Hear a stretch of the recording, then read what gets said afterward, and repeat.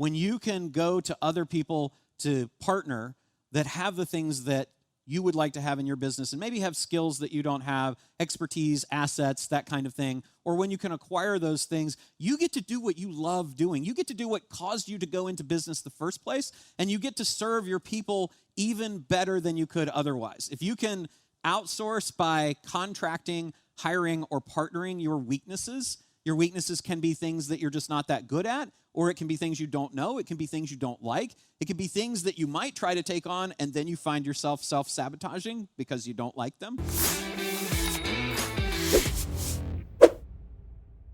Please give it up for the one and only Jay Abraham and Roland Frasier. It's Jay and Roland. Welcome. Great setup. Welcome, Roland. Welcome, man. Welcome. Thank you. I said it's Jay and Roland, for goodness sake. Come on.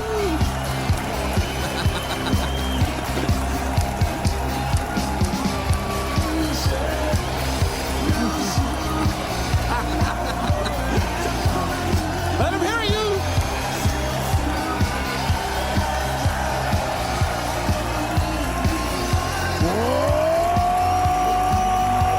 Yes. I like that. Roland, hi. Sharp-dressed man. A sharp-dressed man. Perfect song for you. I love that. Wow. So, everybody, what a privilege being here. And this is really a privilege for us. This is the first time we have really introduced this. So, you're going to be the first to really hear it integrated. I like the crowd noises. I love it. So we're really excited to get to share this with you. We'll talk about what we're going to share. But as Jay and I were working together on a new book that happens to be called the same thing that this session is called, and Tony wrote the intro for us, we realized that a lot of the stuff that's covered, the 7 forces and the 3 ways to grow a business, can be done even faster. And throughout our careers, we've kind of evolved to where we're trying to find the shortcuts to how can we do this stuff faster. And so that's what we're going to share with you today. We're pretty excited. If we go through the 3 things that we want you to take away, the first is going to be, what are the 3 advanced ways that you can grow your business? The second is going to be 2 strategies that help you achieve those 3 ways. And Jay is going to share one set of those 2, and I'm going to share the other set. And then last but not least, we want to show you how you can create a lifetime of wealth every 3 to 5 years. That's what we're here today for. We are. And just to put it in context, which is pretty cool, you've been introduced, and I'm very grateful that Tony has taken some of my work and really expanded on it. And you see the 10-10-10 and the profound power, and you can take it to infinity, 20-20-20, double. But what we're going to do is take it way beyond exponential and show and prove and demonstrate that any one of you, irrespective of the size, type, scope of business you currently own or run, can use what we're about to share today to massively blow up your EBITDA, to create true wealth, not illusory, and just do it over and over again. We call it rinse and repeat. And I think you're going to love this, but it's all based on our combined work. And what Tony has taught you and what I'm all about is working on the geometry of the business. Why do anything in the incremental zone if everything you can do is going to be way up here in the exponential? Dribble, pass to Roland. I love it. So we're going to start, just to kind of remind you, the 3 fastest ways to grow a business, which I learned from Jay several years ago. Get more customers, have bigger transactions, and have them purchase more frequently. And you guys went through the exercise with the 10-10-10. This is some advanced ways to do that. 2, we have a whole bunch, and we had to boil it down to just 2 things that we could talk with you about today. But the 3 advanced ways are adding new markets, as Scott mentioned, adding new products, and then we say adding new growth assets. That can be acquiring a competitor. That can be all kinds of other things, which we're going to share with you the specifics of. But when we're thinking about the 3 advanced ways, if you look at that sheet that you guys filled out in your workbook, this is kind of the next step of that. Like, what is the multiplier? You refer to force multipliers all the time, right? So how can we do this even faster? So if you see, I'm filling in the sheet as I'm talking on the screen, if you can see that, and we're saying, look, we're really looking to 2x each of those things. We're not looking to 10%, 10%, 10%. We're looking to 200%, 200, 200, and maybe even to 500, 500, 500. And I'd love for you to think about if you filled out your sheet that you used for the 10, 10, 10 and the other things with 5 times or even 2, right? What is that going to have as an impact on your business? If you could 2x each of those things, you would basically end up with an 8 times bigger business. If you could 5x it, you would end up with 125 times bigger business. And this is possible. And one of the things that we really, really want for you guys is to realize that this is possible for you, whoever you are, wherever you are. You read all the time about businesses that blew up and had thousands and thousands percentages of growth. Those are people just like you.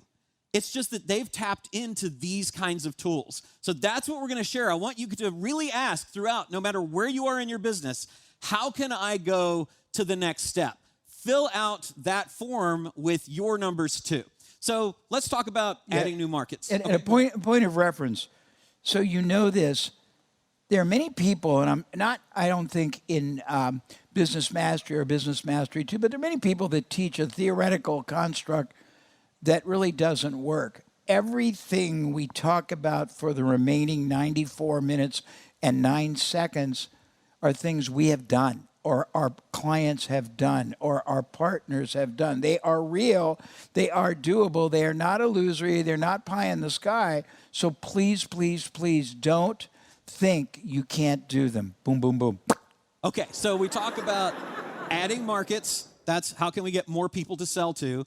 And then adding products, how can we have more offers, more solutions that we're able to offer so that people can buy those? If we take those two things and combine them, there's a thing called the Ansoff matrix that basically looks at what are our existing products and our existing markets, and then how can we expand those? And it goes into, if you fill it out, there's market penetration, there's market development, product development, and diversification. So we're really focused mostly in talking about these first 2 advanced ways on the things other than market penetration. So just to kind of give you an example of or a little bit more detail on this, when we're talking about market penetration, we're talking about how do we sell more of our existing products to our existing market. If you were going to sell more existing products to an existing market that already has, just so you could get more people buying, what are some of the things you do real fast? Well, I mean, there's a lot of things. First thing is I'd make partnerships, or I would acquire. You can't use the things we're going to talk about. Pardon me. Okay, well, first, okay, so stop. Let's go back. Most of you don't know that there are soft skills that have been proven separately to increase performance each by up to 300%. If you guys have never done any experimentation with things like how you are heard, how you are seen, how much trustworthy, each of those, Roland, separately have been proven. Stephen M.R. Covey. So if you're going to penetrate a market, if you're going to get more customers in an existing market, what would an example of that be, do you think? Well, I mean, I've done so much of this, so let's say. One. Okay, well, first of all, I'm going to give you, you're going to make a better offer. You're going to take away the risk. You're going to give more bonuses. You're going to basically identify how your product performs better. You're going to take them into the future. Perfect. That's great. Okay, sorry. No, that's perfect. Okay. So our second example then would be market development. How do we find new markets to go to? And I'll give you an example of this. So just last month, I went to London and Paris to open up UK and EU markets for one of our products. So that's market development. How do we get our stuff to new places? I think geo expansion is probably the easiest thing to think of. How do I take my products into different geographic territories? The next one would be product development. So this is really just, if you make more stuff, or if you've got more stuff to sell, then people will buy more stuff, right? If you add new products onto what you've already got. I'll give you an example here. One of the businesses we have helps people form corporations and LLCs. And so what we did to give that audience, that existing market, more products is we added tax returns, we added accounting services, we added building websites, those kinds of things. So giving them more products that they can buy. And then last but not least would be... go ahead. So think about this. What else do people buy before, during, after, instead? That will give you a construct of the possibilities. Absolutely. And we're going to give you specific exercises to do this. So this is just kind of the introduction to this, right? The last category, diversification, is new products to new markets. So that could be something completely different than you're doing now. It might be based on just something you want to do. It might be based on a trend, like we hear a lot about ChatGPT and AI right now. So maybe you say, how can I add an AI component or an AI product and sell that to people that might be interested in that?